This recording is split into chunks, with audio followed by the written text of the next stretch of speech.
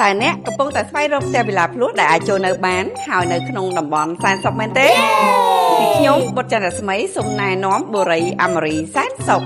ដែលសំណងពួកយើងនៅទីនេះគឺសាងសង់រួចរាល់អតិថិជនដែលទិញហើយបានចូលនៅហើយសម្រាប់ផ្ទះលក់បញ្ចប់ការដ្ឋានវិឡាភ្លោះគឺយើងនៅតែ3ផ្ទះតែប៉ុណ្ណោះដែលបងប្អូនទាំងអស់គ្នាអាចអញ្ជើញចូលមកទស្សនាជាមួយនឹងសំណងផ្ទាល់ដើម្បីទទួលបានបទពិសោធន៍ពិតសម្រាប់ព័ត៌មានបន្ថែមដើម្បីទទួលបានការបញ្ចុះតម្លៃពិសេសនៅឱកាសលក់បញ្ចប់ការដ្ឋានទំនាក់ទំនងមកនាងខ្ញុំឥឡូវដើម្បីមកទទួលបានបទពិសោធន៍ពិតសូមអរគុណសូមជម្រាបលា